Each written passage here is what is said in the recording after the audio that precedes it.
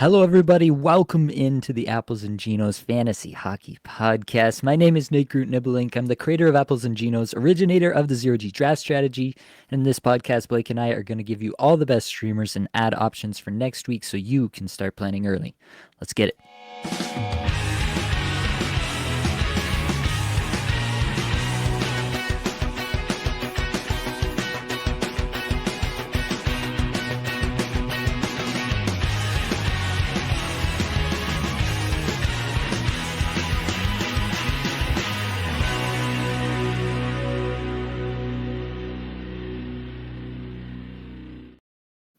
And of course, I have your friend and my best friend, the man with the plan, Blake Creamer.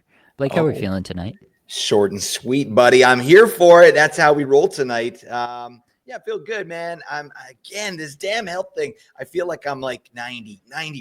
I'm getting there. I'm on the mend and it feels good. But you know what never goes away? Fantasy hockey prowess and modesty. All right. Those are the two things that I am the best at. All right. But anyways, yeah, I don't know. It's been a good week, man. Yeah, a bunch of close matchups. This is going to be a big weekend as usual. I hate losing a matchup on the weekend. That's like one of the worst things ever, especially if you lose it on the Sunday. Oh my God. It's like, why am I doing this?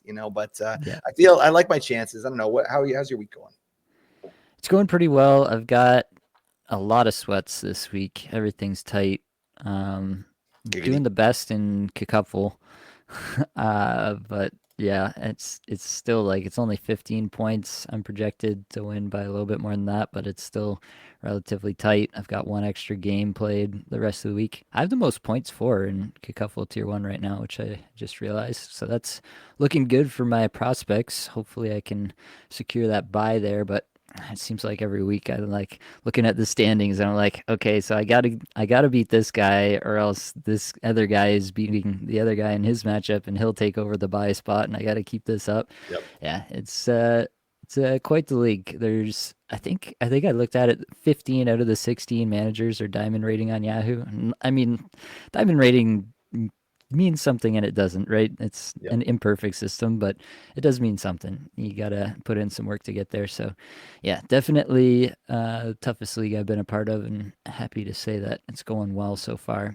It's been a focus for me this year. It's good for the brand, good for us to get our faces out there in a big tournament like that. So appreciate the Kikuffle, all the people that do that Kikuffle work, Brian and Elon, the whole team over there, Kevin. It's a great system they got going there. But outside of that, we should probably get into some Newsies, Blake. Newsies. Oh yeah.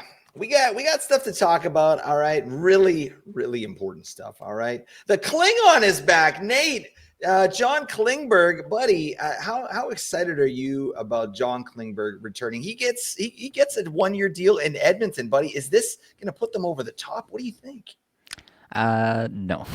Oh God. I mean, I hope he's significantly better than when he played for the Leafs last, because it was pretty tough to watch there at the end. But yeah, I mean, if you go by any of the advanced numbers, he was not good for a while. So maybe it was just that, he had lingering health issues for the last number of years he was playing, and that was really affecting his mobility and stuff like that. Maybe that's true.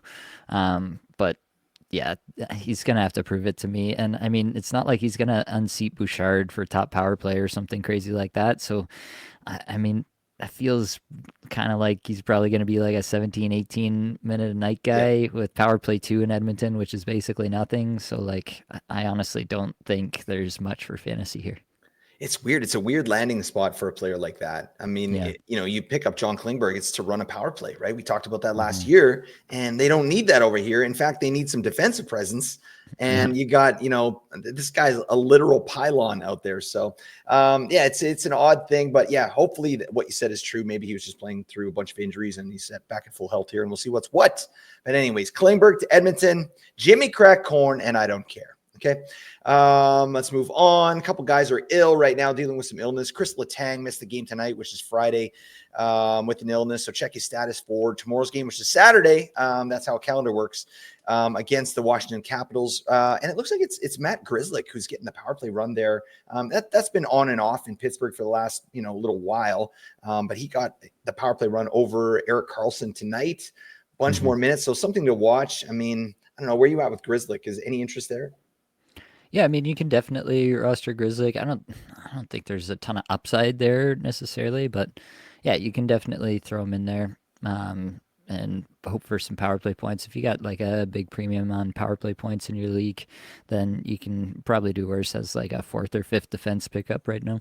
Yeah, absolutely. A little bit of value there. Stefan Nason in New Jersey is ill as well. He's missed the last 2 games there dealing with that. And it's been Dawson Mercer who moved up to power play 1 and not Timo Meier. What are they doing? Oh, God. I mean, obviously they don't like Meier's fit with power play 1 there. That's really clear. Like when you have something like this happen and Mercer's the guy that goes up instead of Meier, like that speaks volumes, right? So I think it's going to take a bunch of injuries for us to get Meier on power play 1. So sorry, folks. But that floor is still solid with obviously the shot and chance generation that he brings and the bangs he does that. But anyways, back to Nason. His next chance to play is Saturday here against Philly. I think he'll probably be back in the lineup and take his spot back on power play 1. My 2 cents there. Over to Colorado, Valerie Nichushkin, Machine Gun Valley. He's close to returning, but Jared Bednar is not going to say when. They do play on Saturday, but I think it's more likely that he plays next week, maybe on Monday. So we'll see what's what. But there's a chance to play tomorrow, which is Saturday. So check your lineups there. Obviously, we want to get Nichushkin back in. He's going to be power play 1, if I had to guess. Over to Minnesota. Wild are just, still reeling with a bunch of injuries. Marcus Johansson now has a concussion after a chicken wing elbow from Connor McDavid. What the hell was that about, buddy? Kind of a dirty play, but I mean, not suspendable. Maybe a $5,000 fine. That would have shown Connor McDavid that he probably shouldn't do that. All right, $5,000, buddy, pay up. It's like 3 cents for my versus my paycheck. Yeah, that's fine. I mean, that's it's a token thing. But anyways, Brock Faber has returned to practice for the Wild, so that's good news for them. But Kirill Kaprizov and Jared Spurgeon, he's not Spurgeon anywhere right now. He's on bed rest. But yeah, they didn't make the upcoming road trip, which is going to mean that they're going to miss an additional 2 games, which stinks. Cap being out is really brutal, isn't it? Yeah. Yeah, I've got Cap in 3 spots. I could definitely use some of his production in my lineup again. So hopefully this is the last of it. 2 games and then back. I think it's Thursday they come back home. Yeah, it's been tough going. I mean, Minnesota's been worse defensively without Cap too. Like they're just hemorrhaging goals. Philip Gustafson, the wheels are falling off a little bit there as well, which kind of stinks. But I mean, the team defense just hasn't been great, and they haven't been able to generate a ton. So hopefully he's back soon. I mean, Thursday is next week. Thursday is his first home game for the Wild. He's eligible to return, so maybe then. I don't know, but hopefully. Over to Carolina. Nothing could be fine. Freddie Anderson comes off the IR, and yeah, you think he backed up tonight, Kochetkov in the Carolina game, so he could play the next game for the Canes. So that's an interesting piece there. How do you see the Carolina goaltending situation moving forward? Yeah, I mean, when they had both guys healthy, they were trying to just do the every other situation. You look around the league, you see it working for Washington, at least until Lindgren got injured here. Yeah, I think it's probably a 50-50 split right down the middle, assuming that Anderson is at full health. And for the amount of time he's been out, I assume there's no way he's coming back unless he's absolutely ready to go. Yep, makes sense to me. I mean, definitely, I would treat it like kind of Washington, the situation they got going on there when Lindgren was healthy. That's probably what we're looking at, but we'll see. Got to talk about JT Miller in Vancouver here. Unfortunately, I just wanted to throw this out there in the news. Both JT Miller and Rick Tocchet talked to the media saying that Miller is not hurt, right? Because Miller's ice time is sort of fallen off a cliff, which is really strange because this is a 20-minute-a-night guy, when the Canucks were really cooking, and now he's playing, some of the least amount of 5-on-5 minutes on the team, which is really surprising. So I don't know. I wanted to get your quick take on JT Miller there in Vancouver. Do you think that this is a situation where we kind of need him to have a big game and then maybe just move off the player? Or do you think he can sort of turn this around? What are your thoughts on the Canucks there? Man, it's so tough when a team goes off the rails like this because, yeah, it's not just the player, right? Like, sometimes you think, okay, this player, like, we know what this player's capable of. They'll absolutely bounce back. But when it's the whole team like this, and obviously everybody knows the supposed beef between Pedersen and Miller and the whole 9 yards, everything's very out in the media and they're being asked about it all the time. And it's just a bad situation overall. And I think we're lying to ourselves if it doesn't affect these players at some level. So, whatever the case, clearly Miller's play hasn't been up to standard for whatever reason you want to ascribe that to, at least to Rick Tockett's standard. Yeah, 13-22, 14-37, 14-34 the last three games. It's not going to Crazy get it stuff. done. That being said, like, it's still JT Miller. The guy wears a letter for the team. Like, he's going to get himself back out there again. Yeah, I mean, it's probably a risky move, but can you make a move for JT Miller at this point and buy kind of low? I don't know what the buy low situation would be, but this guy's only got 8 goals on the year. It's been real tough for JT Miller. I don't know how this resolves, but I mean, in a league where you're in a buy spot and you're actually kind of cruising and you feel really good, can you make a deal where you get a JT Miller and you can kind of buy low on that? Maybe. That's Damn. one thing to look at. Vancouver plays in weeks 22 through 24. They're 10 games, 6 off nights. Pretty good schedule there. 23 through 25, they play 12 games with 8 off nights. So good playoff schedule for Vancouver as well. So if you can stomach the potential time it takes to turn things around, I do think that there is a turnaround coming. Maybe not, to the heights that a lot of people expected from where they drafted him, but definitely to a very valuable fantasy player, I think. Dang, Nate's buying low on JT Miller. I love this. Oh, buddy, let me know if you get a deal done, Nate. All right, I'm interested in that. Have you ever rostered JT Miller anywhere? Yep, I had him in Oh, Fantasy Puck League last year. sheesh, I love Part that. of that championship roster. Buddy, he's a championship caliber. Buddy, get back to business. What are you doing? All right, over to Pittsburgh. Tristan Jarry got put on waivers and cleared waivers. Jeez, that's pretty stinky for him. Joel Blomqvist gets called up, and it's going to be the Nedeljkovic show there. And this guy got a goal and an assist tonight. What the Crazy. hell? We should have had him as our streamer. It doesn't make any sense. But yeah, that's the first time a goalie's ever done that. So we should definitely shout that man out. That's epic stuff. Goalie goal plus an assist. Did you see the Selly too? Yeah, buddy. Runs over to the bench. Like it's awesome. I love stuff like that. It's good for the game. I mean, Yeah. Vancouver's been on the receiving end of that. Linus Ullmark popped one. It's terrible to watch when the other team, but it's awesome to watch if you're a hockey fan. So there you go. Moving over to Dallas, Rupe Hintz, baby dry. He's day to day with an upper body injury, unable to finish the Stars game against Toronto. Then he missed the Montreal game. So I don't know. Keep an eye on his status. The fact that we haven't heard too much, or he hasn't been ruled out yet, anything like that, I think it's could maybe be a good sign that he dodged a more serious injury. And it's Wyatt Johnston playing with J-Rob and Evgeny Dadonov on the top line there, and they're doing stuff. They look good out there. So I think that's a net positive for Wyatt Johnston anyway, and he's been playing pretty well as of late as well. Plus, Matt Duchene, it was Duchene. He bumped up onto the first power play. So yeah, that's not too bad. I actually picked up Duchene in a league for the first time ever, and I got him. All right, it's time. He's about to go ice cold, and I'm fine with it. I just want to get a piece of this man. He's a beautiful man. Yeah, that's he, what do you he, got? You got some he, love for he Duchesne? probably can't score on the first power play, right? Like, he's got to do it all in the most unsustainable way Yeah. ever. Second power play, third line. That's the way he scores. Yeah, exactly. If he's getting like good shot and chance generation, no. Right. He needs an insanely high shooting percentage, just all like high danger chances. That's the only way he can do it. Anyways, it's fine. We're almost done, folks. Thomas Chabot in Ottawa. He's out with an upper body injury, took a puck to the face. So that's not good. Check his status prior to the Sens' next game. Aaron Ekblad is of Florida. He's close to returning as well. Maybe the first game of the Panthers' upcoming road trip, which is going to be Tuesday night. So I think that's what Paul Maurice was saying is probably the outlook there. Leafland, John Tavares, week to week after taking an awkward fall in practice. This stinks. That was a really unlucky play. Looks like a groin to me. Like he kind of got spread out there, which is no good. So we'll see. At least a week for John Tavares. Matthew Nyes still remains valuable though. He's going to be power play one. Is that track with you?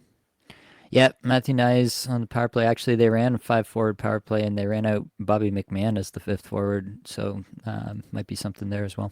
Bobby McMahon, that's some high quality H2O. And last but not least, Charlie Lindgren of the Caps. He returned to practice there for the team after suffering an upper body injury. He's eligible to come off the IR today. I'm talking about Saturday.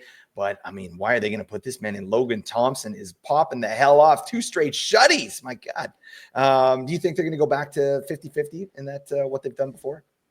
Yeah, I mean, as soon as they'll ride Logan Thompson as long as he's popping shutouts every game. But yeah, I think what they've been doing has been working so well. Yep. Like I don't see them just like deciding to overwork Logan Thompson now for the playoffs. Like I fully expect they get to playoffs and Logan Thompson is the guy, just given how well he's performed.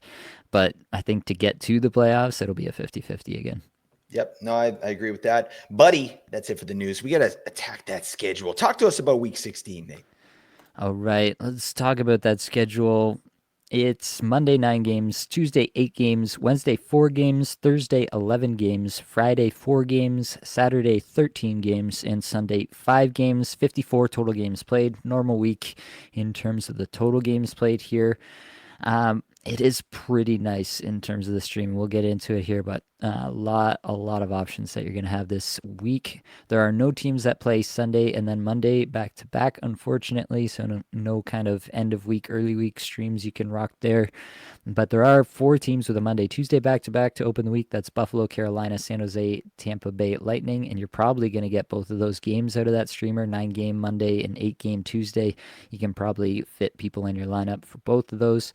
There are 6 teams that play Monday, Wednesday to open the week, even though Monday is technically the quote unquote heavy night with the 9-game schedule, and Tuesday is actually the off night with the 8-game schedule, at least the way we do it here. But yeah, 6 teams there with Monday, Wednesday. You can probably get them in for both games. Any player from these teams: Boston, Colorado, Columbus, Los Angeles, Toronto, and Winnipeg. And want to shout out Florida also has Tuesday, Wednesday to open the week. And yeah, with Tuesday being the actual off night, even better chance you're getting those players in. There's only one team actually with Wednesday and Friday off nights. That's Winnipeg. There are 4 teams with Friday, Sunday off nights: Chicago, Utah, Vegas, and Winnipeg. There, Winnipeg actually has what you'd normally call the perfect schedule: Monday, Wednesday, Friday, Sunday. Yep. But Monday is technically a heavy night, as I mentioned, so they don't quite get it on paper. But definitely, you're gonna be able to fit in a Winnipeg player probably on all 4 nights this week. It's really a dream scenario this week for streaming options. There's every night, every off night, every combination of players. You can go Monday, Tuesday, and then go for the end of week stuff. You can, like, even the Thursday at 11 games, you probably have something there. Yeah. In a lot of leagues, you'll probably have at least one spot open that you can stream through the Thursday. Saturday, probably not with the 13-game slate, but yeah, there's going to be a ton of options here. Anything to add there, Blake? No, I'm just excited. Like these are the type of weeks that we like, obviously, because you can pick players based on their merit, not just because they're a warm body that plays for a certain team. Yeah, for sure. All right, let's move over then to lowered expectations. Blake, give us the worst teams to stream from. You bet, buddy. Lowered expectations. My voice is coming back. I can almost do it. It'll be there, sometime before the season ends. Anyway, we've got one team here. Like with a week like this, I think we prioritize games played as opposed to schedule per se. And that's why New Jersey to me is the team that we got to look at some of our streamer level players on that team because they only have 2 games. They're the only team in the week that have 2 games. They play Wednesday and Saturday. So I don't know, with your New Jersey Devils, you might want to hold on to a player until Wednesday and then bounce them. I mean, that's an option, but I think you're going to have plenty of options with some other strategies. So definitely take a look. But some of the players of interest here, Stefan Nason is definitely one, right? I think he's going to be back. We're looking at an illness here, right? Nothing too crazy, but he has power play 1. And I still like Stefan Nason. I like Stefan Nason as a 50-point player this year. Maybe a touch more. I think that's in the wheelhouse, But, in a 2-game week, when you got to win, we're getting closer, to our playoffs here. We got to lock these dubs up. So Stefan Nason is one you got to look at. Luke Hughes is another one. This guy's been doing nothing as of late. He went bonkers for a little bit, and now he's gone pretty cold. So Luke Hughes is on that list, and Dawson Mercer, I think, is a pretty easy drop in a 2-game week. I don't see any reason why you would want to hold him, especially if he's not on power play 1. Any thoughts on these Devils here, Nate? Yeah, I think you can drop all of them. Obviously, there's some calculus you have to do for yourself around what is worth dropping. Like Luke Hughes, 21st in individual scoring chances, 4/60 amongst all defensemen in the last 5 games, playing 22 minutes a night. Like, I do think there are better days ahead for Luke Hughes just in the point scoring, but it's not worth holding through a 2-game week for sure, in my estimation. And Nason is the real question for me. If he's back on power play 1, I'm probably holding him through the week. Mercer, you're absolutely letting go. Even if he's on power play 1, honestly, I would still drop him through this week. Yeah, nothing doing, buddy. I don't want to wait for our life to be. Nah, I can do the whole thing. You ever watch Dawson's Creek, Nate? I've not watched Dawson's Creek, but I know the song. Yeah, thank you. Well, that's nice. Who sings it? Do you know? That I do not know. Oh God, you know what? I painted myself into a corner here. I don't know either, and I don't watch Dawson's Creek. So we're together on this finally, Nate. All right, but I do know the meme where I think it's Joshua Jackson. It's making that crying face. You know what I'm talking about? Yes, I know that one. Song is by Paula Cole. Oh, okay. No, nice. All right. Yeah, that face that Josh Jackson makes, that's the face I make when Nate doesn't get one of my 80s and 90s reference. That's how I feel inside, if anyone wants to know. Anyways, let's move on. There are 3 teams that play 3 games with 0 off nights. The Pittsburgh Penguins, Seattle Kraken, and the St. Louis Blues. They all play Monday, though, which is a 9-game Monday, so you might be able to get that. So definitely check on that. Then they play the 11-game Thursday and the 13-game Saturday. So, you're going to have to check your lineups, but we're not saying drop these players, right? There's some really valuable players on these teams, but we're going to talk about them. So let's get into Pittsburgh here. Raquel, man, this guy's popping the hell off. I've advised a few people to pick up Raquel over the last month, and I feel like a damn legend. I didn't see him sort of popping off the way that he is, but 4 points in 5 games. He's held on to power play 1, 68-point pace, buddy. That's pretty damn nice for Raquel. So I like that. Letang is a player that, I think you could probably easily drop and not feel too bad about that. But we talked about that before. Evgeny Malkin is he's not playing great, to be honest. Like, there's potential drop there. I don't think you're going to be too upset if you drop Evgeny Malkin. That's just my thought there. But Brian Rust, no, you hold on to Brian Rust till the wheels fall off. We like that. And then the bunt cake, Michael Bunting. Those are your Pittsburgh Penguins. Talk to me about what you're doing with these 5 players, Nate. Yeah, I think you're holding Raquel and Russ for sure, but I don't feel like you have to hold Letang, Malkin, or Bunting. Yeah, I've seen Malkin dropped in some leagues, and it makes sense. Like, the underlying numbers are bad. He's not on power play 1 as of now, and yeah, like you said, in this latest game here, it was power play 1. They used it like almost 80% of the time or something crazy like that. So, yeah, that's a tough spot. I think my final answer is hanging on to Russ and Raquel, and you can drop everybody else if you need to. Yeah, and the good thing about Malkin is you've probably got all you need to get out of him. You know what I mean? You drafted him at value, and you drop him. You could probably pick him up later. It's not someone that people are rushing out to the waiver wire to pick up. So that's my thought there. Let's move over to Seattle. Jared McCann. I mean, you're not dropping Jared McCann here. That makes no sense. Oliver Bjorkstrand, the jerk store, maybe.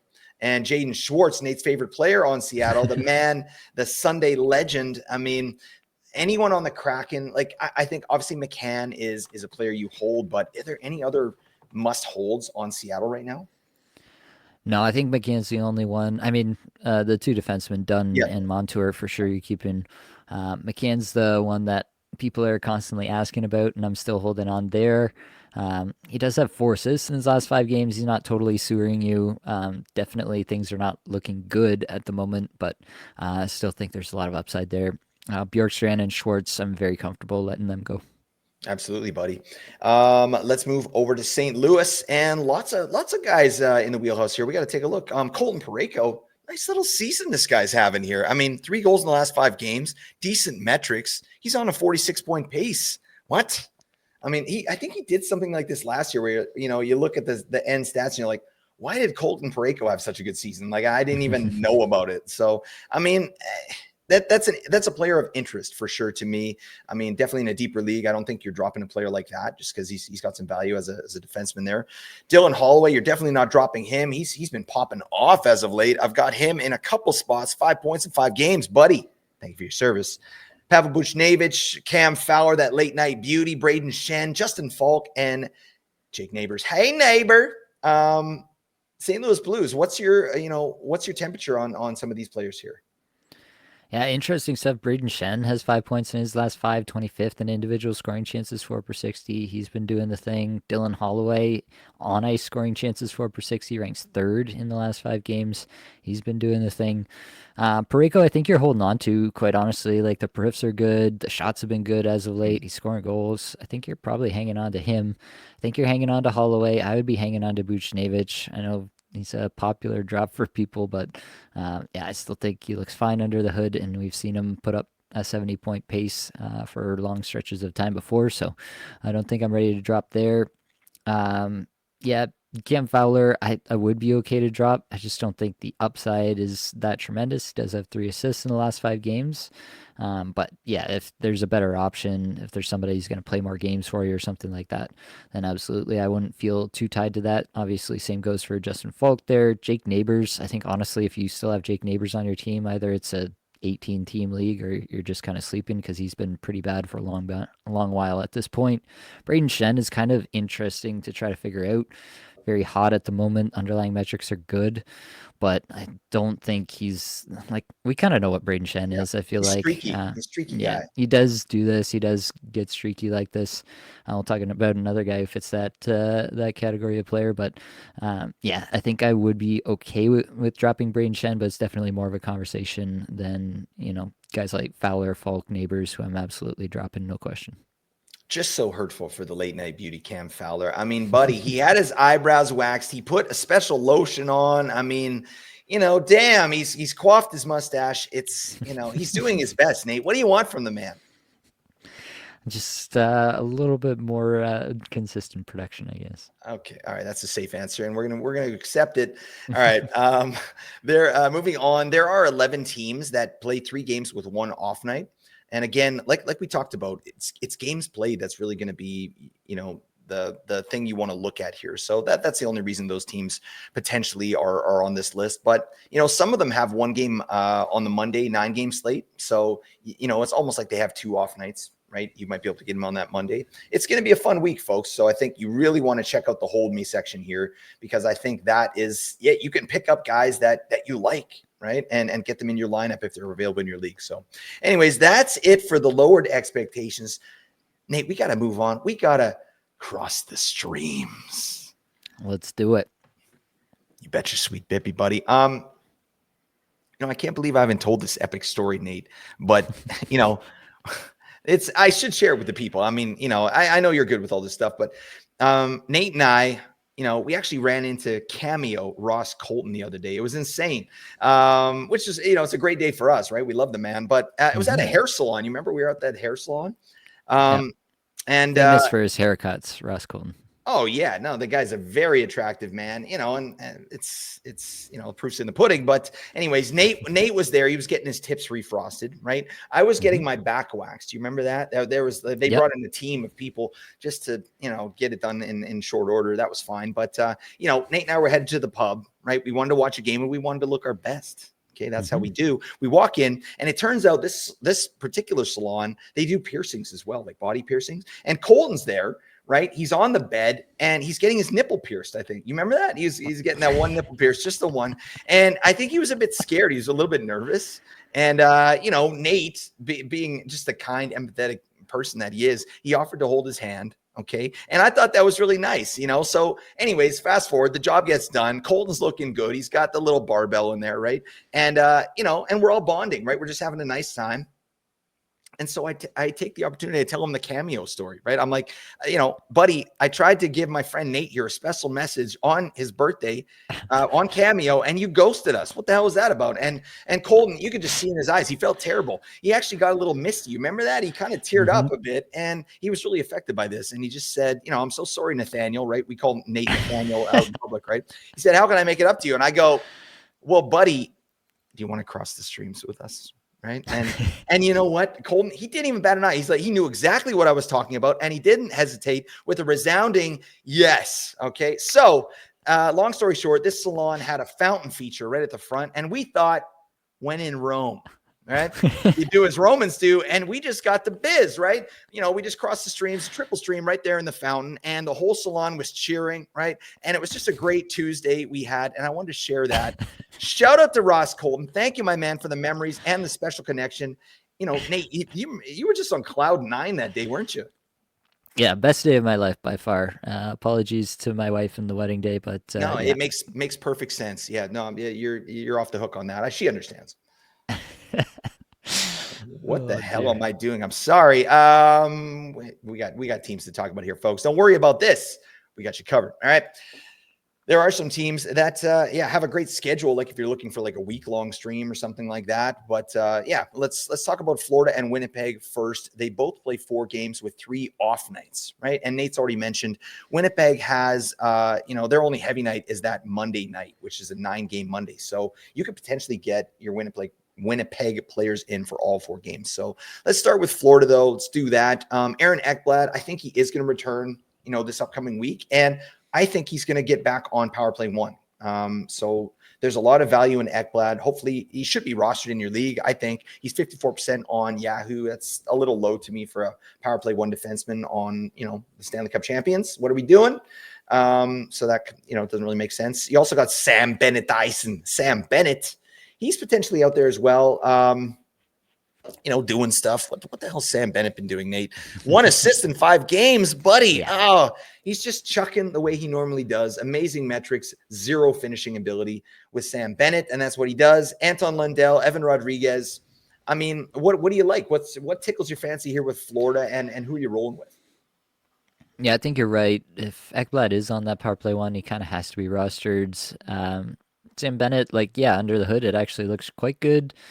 Over 17.5 minutes a night. This is kind of where he always lies. He definitely was super hot at the beginning of the year and has just the regression back came for him. And now he's on a 24 goal, 52-point pace for the rest of the season. That feels about right. So definitely into Sam Bennett as a good streamer for this week if you can acquire him. 51% rostered, as you mentioned.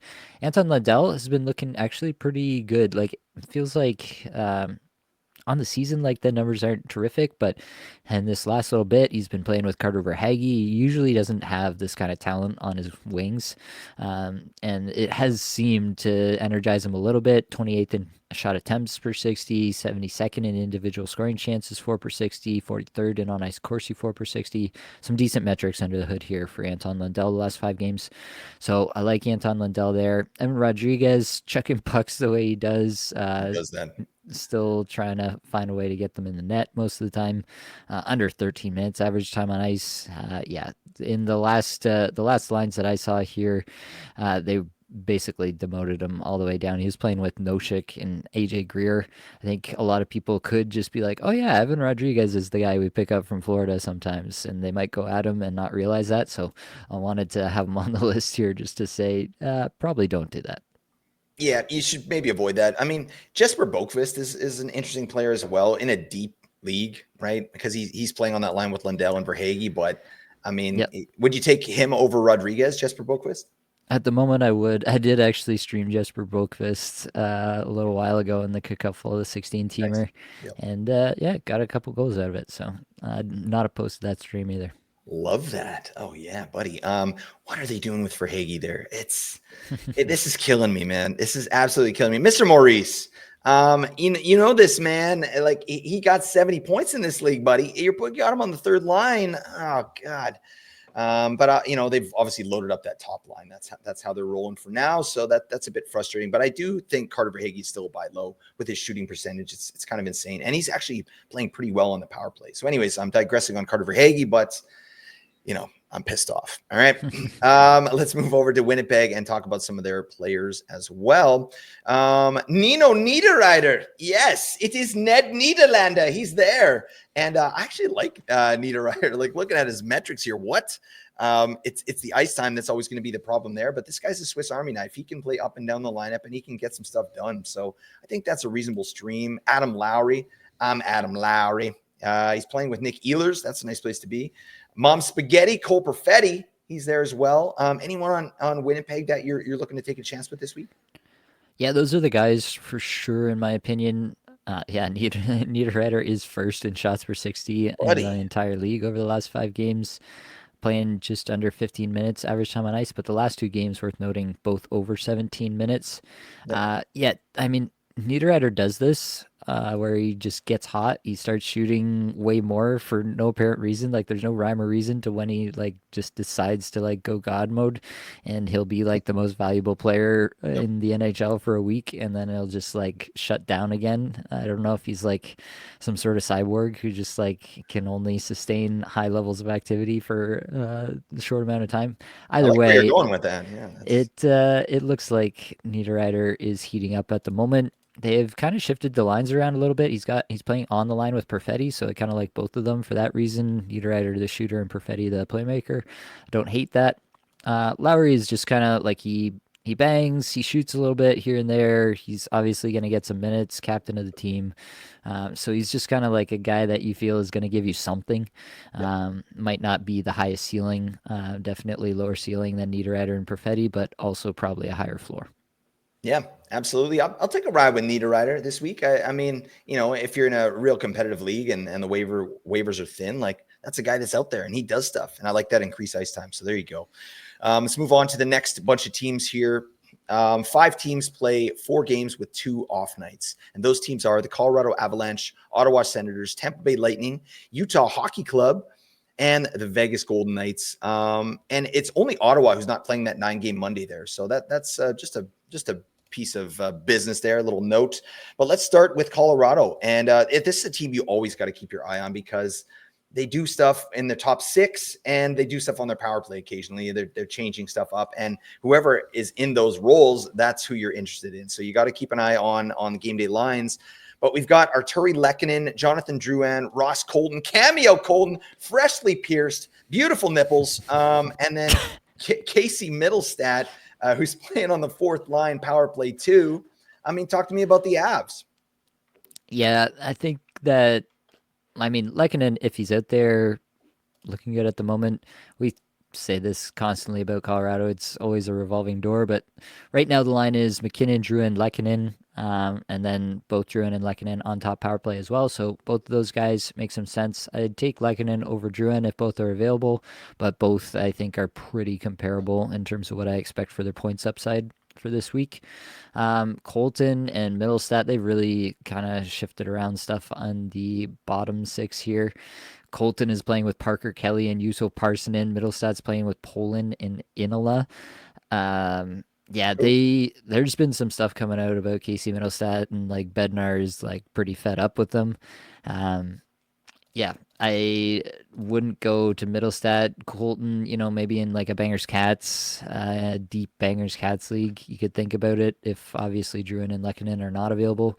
But that's probably the only scenario for this upcoming week. Yeah, there's no one else I'm really feeling either. I mean, yeah, I'd take a ride with Ross Colton, but I'm not in love with the deployment there. So, yeah, and they're doing some weird stuff. They got Rantanen as a center now. He's the 2C away from Nathan McKinnon. Okay, I mean, whatever. As long as you put him out for 20 minutes, we're fine with that. But what the hell's going on? What do you think about Logan O'Connor? Is that a player that interests you at all? Because he got I think he got a goal or something the other night. He is playing with Rantanen there. Like, is that ring like a player that you're at all interested in? Yeah, I actually just saw there was a tweet that came out today. I missed it earlier in the day, but it looks like they did rejig the line, so Rantanen's not playing center anymore. It's Colton, McKinnon, Rantanen top line, and then Lehkonen, Middlestat, Drouin second line. Cool. So yeah, that This is what they does do. Yeah, this is what they do. It'll probably be different again by Monday. So, for whatever it's worth, those are the lines at this exact moment. Um, I guess that gives you a little bit more confidence to go with Colton. It doesn't give me a lot more confidence with Middlestat. He's been so bad Yeah. for so long at this point. Yeah, I'm gonna have to see something there. So that's kind of where I'm at. Basically, anybody outside of the top six, though, I'm not into. So we'll have to see what happens when the Chushkin is back as well, because that's obviously going to throw everything for a wrench once again. Yep. Well, whatever. They're still the best team in fantasy. If you got some of these guys in the top six, you're loving life. All right. Let's move over to Ottawa. Senators. Damn. Senators. The Centaurs. Josh Norris and the Pinto Bean. That's pretty much who we're looking at here. I mean, you can throw Adam Gaudette in the mix, Ridley Grieg, but I mean, now we're getting into like bottom six territory of guys that it's kind of just a flyer pick. So I do want to mention actually Artem Zub as well. That guy is a beast. I mean, in a Bangers Cats league, let's go for Zuby. All right. He does stuff out there. He's good at blocking and he hits occasionally. And he's got a cool name. So let's agree on that. But Pinto Bean or Josh Norris, I think I know where you're going, but talk to me about those two players. Yeah, I mean, just based on the deployment here in the last game, Kachuk, Norris, Batherson, like it doesn't get better for Pretty good. Norris. Um, yeah, I I think probably the players are not actually that dissimilar. Like I think they're actually pretty comparable players in terms of fantasy upside individually, but Norris just seems to have a little bit more tenor or something. He seems to get prioritized a little bit more there. I would love to be all in on Shane Pinto, but I'm going to need to see him playing not with Nick Cousins for that to come to fruition. Yep, makes sense. I do think Pinto's a rosterable player, but at the back end of your roster, right? This is definitely streamer level, where I think Norris is like a streamer with benefits, just based on his deployment and his ability to blow up. He had a couple big games there, Mm-hmm. but putting some shots and points on the board. So there you go. Let's keep going.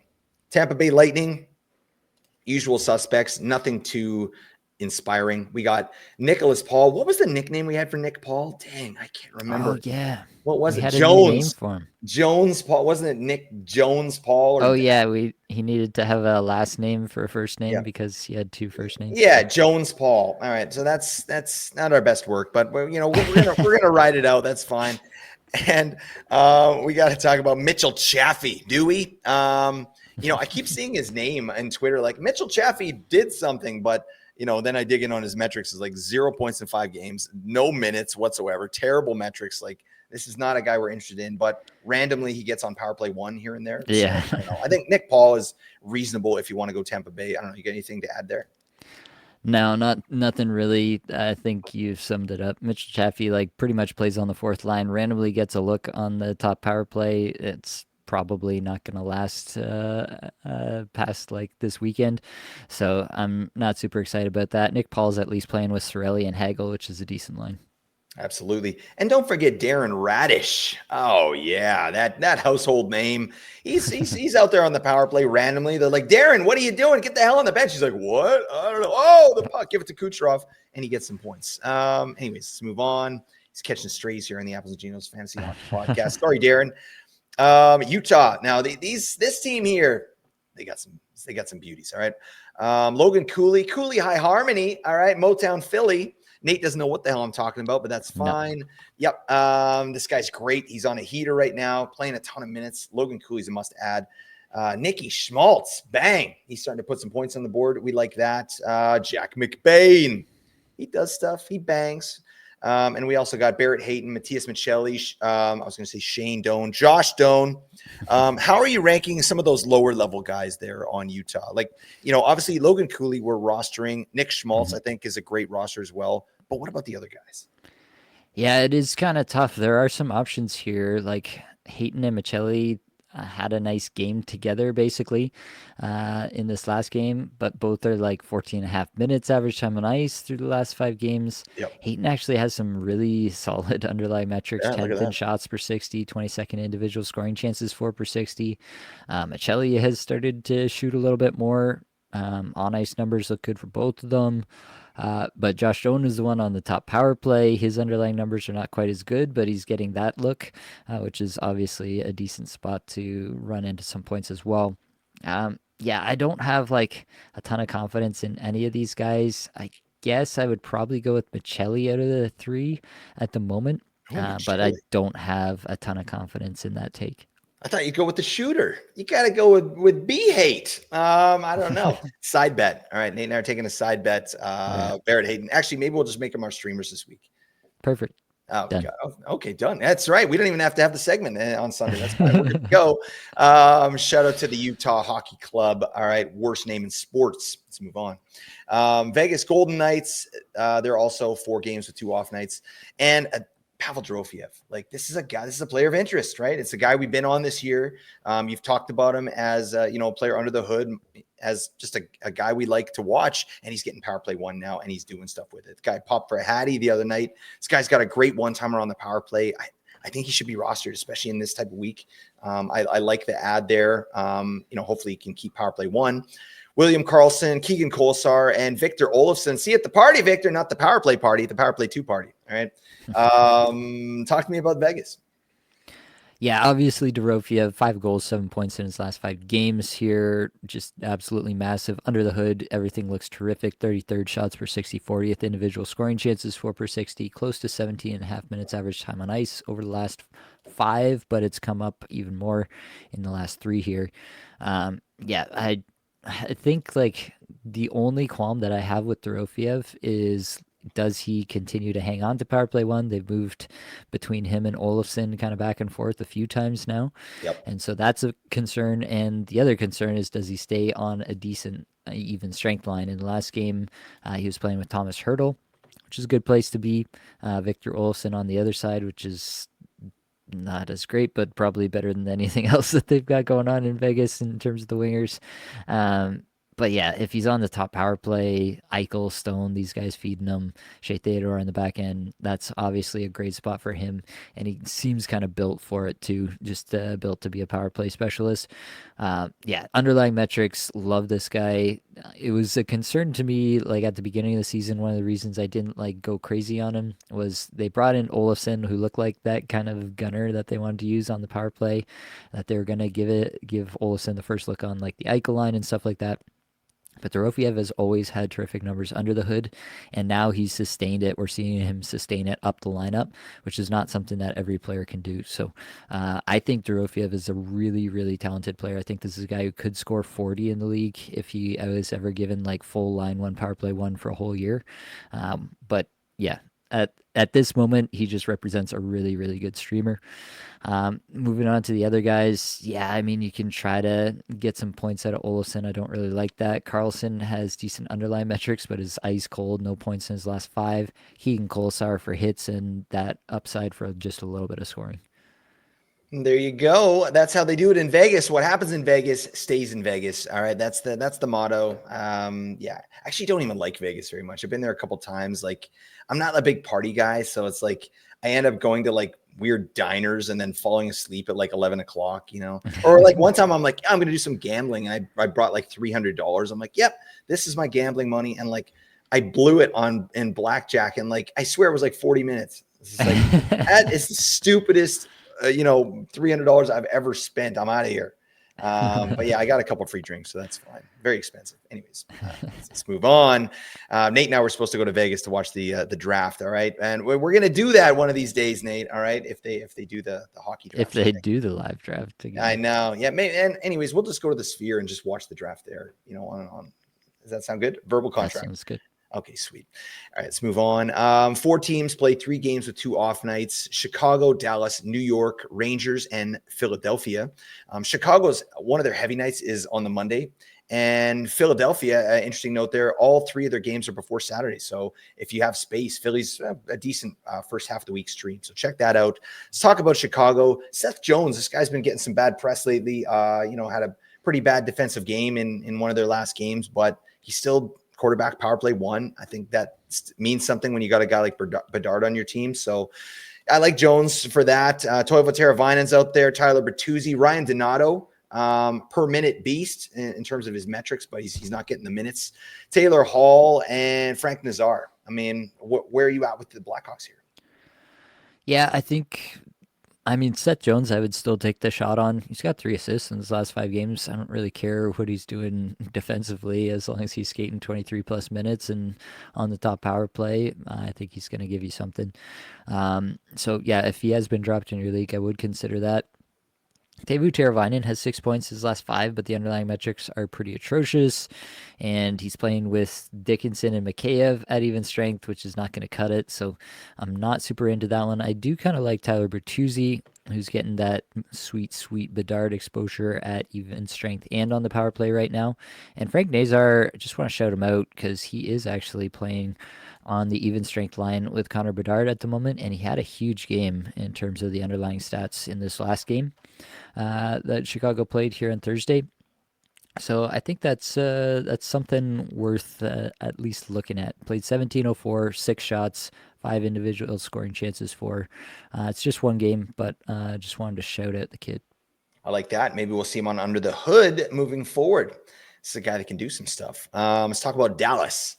And yeah, some decent streamers here. Logan Stanko, and put some stank on it and do it now. All right. I think he's starting to warm up a little bit. This is a guy that's had some pretty good metrics throughout the season, just has had really poor finishing. Like he's shooting 5.1% on the season. That's showing no good. He's still pacing for 45 points. So that's not terrible. I like Stankoven and Evgeny Dadonov. I think he's in a great spot here. He's playing with J-Rob, and I think they have some chemistry. Remember, you and I were talking on one of our streaming weeks. I was like, do I pick up Dadonov here? Like, oh God, I don't know. That doesn't feel good. And then he popped off for like 3 or 4 points in the week. I was like, damn it. So that's kind of a sneaky guy, not an exciting guy, but definitely a player that I think can do some stuff. 4 points in his last 5.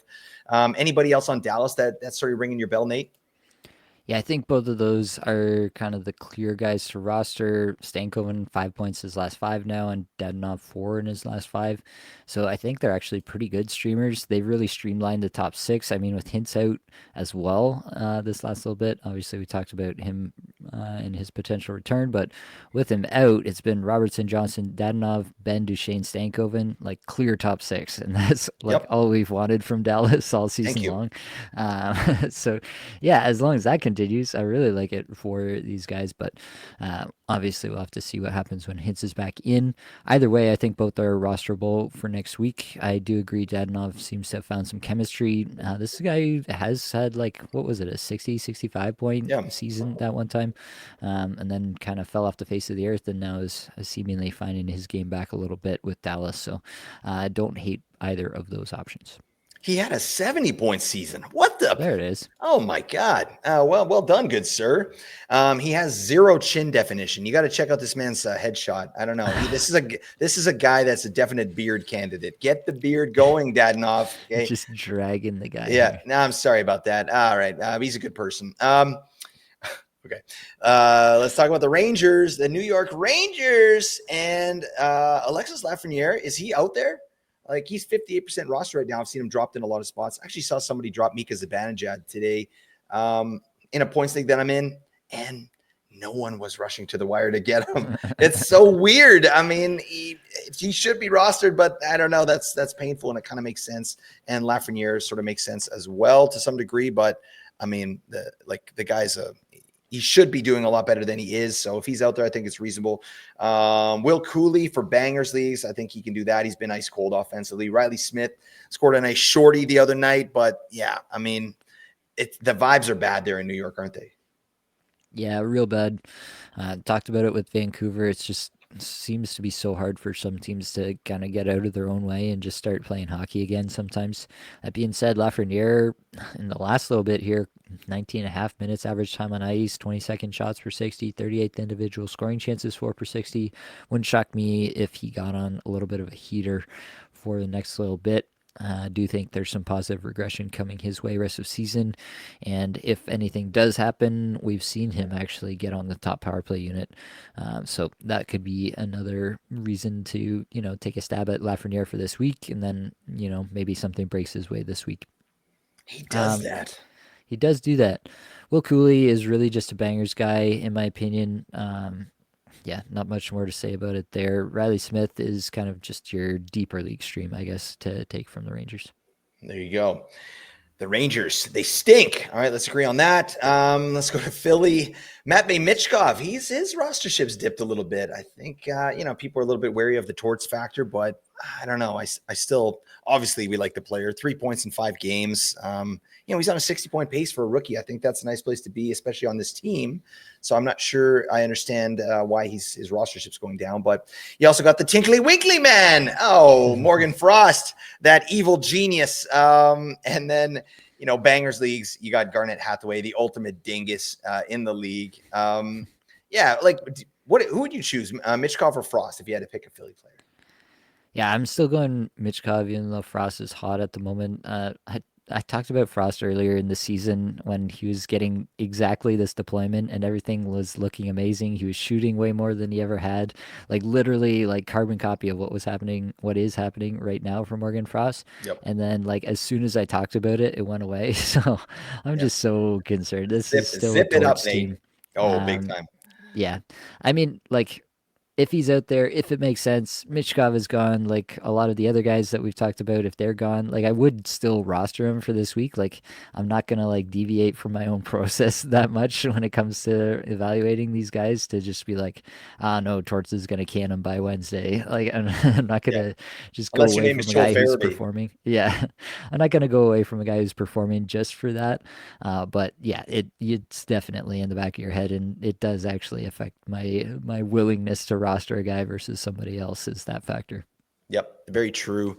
Before we move on to the Patreon here, there are 6 teams that play 4 games with one off night, but all of them play the 9-game Monday, and those teams are Boston, Buffalo, Carolina, Columbus, Minnesota, San Jose.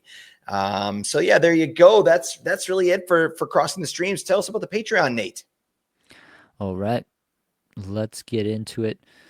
We have for $2 a month access to Patreon only live shows. For $8 a month, you get access to those live shows. You also get access to Patreon only Discord channels in the Apples and Geos Discord. You get access to the show notes that I put together for these weekly waiver wire episodes and the flagship episode. And you also get access to the Apples and Geos player evaluation tool. Great way to compare players that you're thinking about adding or trading or dropping and figure out what you should be doing there. And then for the true degenerates, $15 a month gets you all of the previous perks mentioned. Plus, I will personally answer every single one of your questions, guaranteed. Blake, are you ready for the dream streams? You know I'm ready, buddy, but I don't know. Whenever I hear this Patreon thing, I always think like, how much would it cost? Like, just let's say hypothetically, how much would it cost to cross the streams? With the two of us, right? How much would they have to pay? Like, can you put a dollar amount on that? Like, I think we're leaving money on the table here, buddy. That's probably something we should look into. Yeah, it's probably should be a core tenet of our business model moving Okay. forward. I like the way you say that. All right, let's move on. The dream streams. So these are the players that I'm just gonna rank for points for next week. I am going to assume that you can get the players in on that Monday for the purposes of this particular exercise. If you can, Logan Cooley hitting new levels this year, playing with Keller and Schmaltz now, playing on the top power play. We talked about it at the beginning of the year that we saw this potential ascent for Logan Cooley coming after he had a hot finish to last year as a rookie. That's not usually something that you actually see out of rookies, even good ones. So I thought that was a really encouraging sign for Cooley, and it has come true this year so far. Logan Cooley, the top guy with a bullet for me if he is still available somehow in your league. Jonathan Drouin, number 2, Nick Schmaltz, number 3, and Pavel Dorofiev, number 4. Honestly, I would have Dorofiev higher if I was more convinced that he was going to sustain this deployment a little bit longer, but yeah, it's just hard to be entirely sure. So yeah, Drouin and Schmaltz, it just feels like Drouin, out of all the guys, honestly, in the top 6, feels like he's the most attached to McKinnon, which is the spot to be. So am giving him a little bit of the benefit of the doubt in that regard. And then Nick Schmaltz, actually, I think Drouin and Nick Schmaltz are pretty comparable players right now for all intents and purposes. Moving on beyond Dorofiev, Nino Niederreiter getting all those off nights. Yeah, just the best stream from Winnipeg, basically, getting all those 4 off nights in. Then Tyler Bertuzzi, Anton Lundell, William Karlsson, Seth Jones, Cole Perfetti. Definitely does feel like it drops a little bit after that point, but I do think these guys are valuable as well in their own right. Any qualms with the list here, Blake? No qualms. I agree with what you said about Drew, and like I just love that deployment. Like he's getting 20 minutes a night. That's enough for me, and mostly with McKinnon, that makes total sense. And Dorofiev is an exciting player. I like the ceiling. Yeah. All right, let's move over to some of the banger rankings. Best for hits, Jack McBain, Keegan Colasar, Mitchell Chaffee actually does that as well, Garnet Hathaway, and then Nino Niederreiter. I did throw in here as well. He has been throwing the body around a lot as of late, and obviously gives you some points upside as well. So he's definitely a priority add in bangers leagues for next week. Best for blocks, Ian Cole and Oli Mata. These guys left for Utah, they're like the block boys. I don't know. They're throwing their body in front of everything coming their way. Ian Cole, especially, has been doing this all year. He's just been insane in terms of the blocks. Not quite challenging Chris Tanev levels, but he's doing his best. And then beyond them, Alex Vlasic, Braden McNabb, Dylan DeMello. These are guys who just, they do that. They're consistent block generating guys. So if you need that for your Cats League, you could look at that. DeMello and McNabb also give you a little bit of hits as well. DeMello probably the better one for hits out of those two. So if you want to look that way, would not be the worst way to go. All right, Blake, we need to keep it rolling. We need to talk about the players that we really want to hold. It could be something about the way that they look. They look like they'd be good for cuddling. They could just like look really snazzy in their uniform, the way Michkov looks in this picture here on the YouTube, if you're watching there. Either way, these are the players that we really want to hold. Tell us more. Elaborate on that, Nate. Well, Brian Rust is obviously the top player that I personally want to hold. I've Yeah, been me too. Me too. I've been on this guy the entire year. I don't know, Giggity. honestly.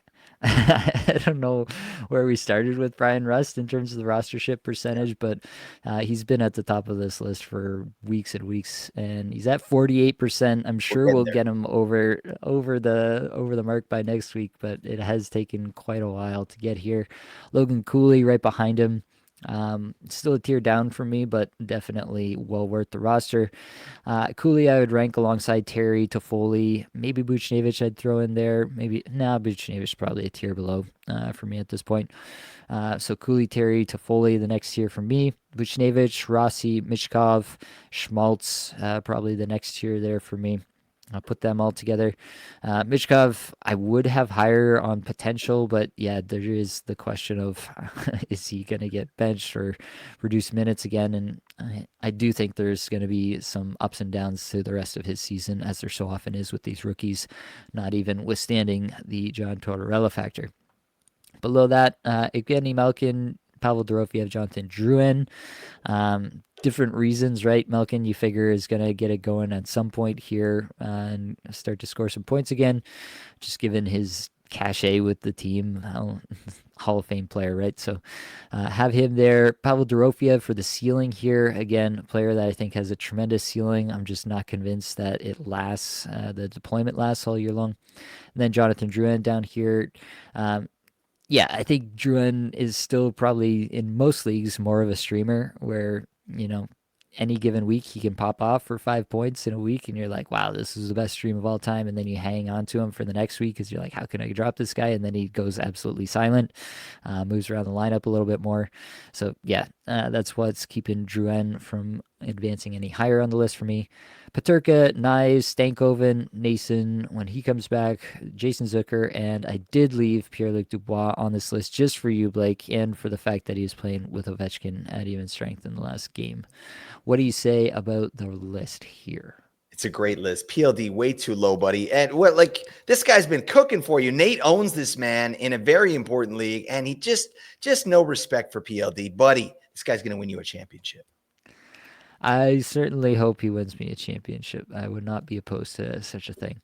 Sub 20% rostered. Somehow Adam Fantilli's still only 18% rostered, despite going absolutely nuclear the last little bit. 6 points in his last five, playing with Marchenko and Voronkov, power play one. Um, Yeah, I watched that game, or I didn't watch the game, but I saw the goal where Werenski like intercepts a pass in the defensive zone, just like blows by everyone down the ice, and Fantilli's on the other side of the 2-on-1 pass to tap in, and I was like, this is exactly what I Yeah, envisioned at the start of the beautiful stuff. season. Fun team, man. Columbus. Super fun team and team on the rise for sure. William Eklund, Igor Sharangovich, Shane Schwartz all deserve some consideration in your deeper leagues. Sub 10% rostered. Actually, would probably take Bertuzzi over any of those guys I mentioned, not named Fantilli. Mason McTavish. It seems like Cronin's is actually leaning on McTavish a little bit more as of late, and so I'm into that. Matt Coronado did throw Morgan Frost in here. Just because I can't ignore what he's been doing the last little bit. Victor Olofsson, Bobby McMahon getting that fifth spot on the Toronto power play. Don't know how long that lasts, but if it lasts for a couple weeks, you could definitely get some decent. I don't know if you'd necessarily call that long term, but we'll call it long term since it's beyond a week for the purposes of this here. Barrett Hayton, last one on the list. Just wanted to shout out his really good underlying stats the last little bit. Moving over to the defense, Seth Jones, as we talked about, he's been dropped. He just got below the 50% mark here, so he tops the list for me. Jackson Lacombe right behind. I would put them in a tier together at this point at the top of the list. Cam Fowler, Philip Hronik, Bowen Byram, Owen Power, and Luke Hughes. This is kind of a take your pick situation for me. I don't have a strong take amongst any of those guys. Sub 20% rostered, Matt Grizzlick, Justin Falk, Oliver Ekman Larson. Yeah, it's a little bit more of a prayer there for Yeah. sure. And then moving over to the goalies, Cam Talbot, yeah, has been dropped in a lot of spots. Detroit obviously playing the way they're playing. It's shocking to me that Talbot isn't rostered in more leagues. Lyon has been dealing with injuries on and off. Feels like the entire season. So, like Cam Talbot there a lot. Kralvich Melka is at 41% rostered, so you can look that way. He's been getting more starts even with Ingram back.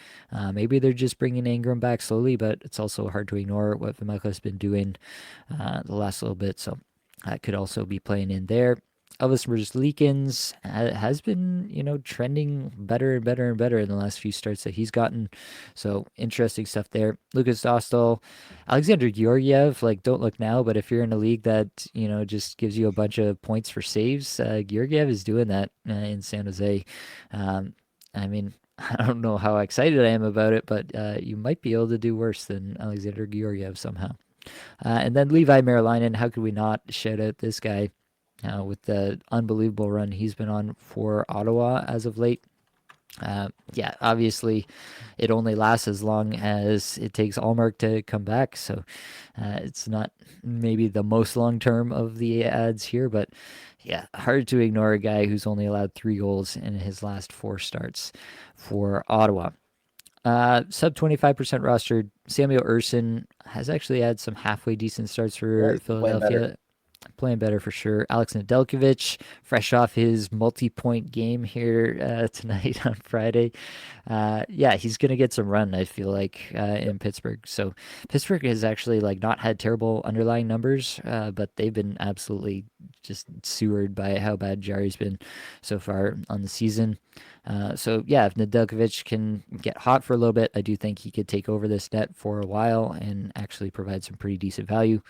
Petr Mrazek still getting the most starts as of now, but I would look at Soderblom to potentially start siphoning away even more starts because Mrazek has been pretty awful in the last few weeks. And then John Gibson at the end here. Goalies, defensemen, anything sticking out to you here, Blake? Yeah, I just really like Elvis Merzlikins. Obviously, I like the way Columbus is playing as of late.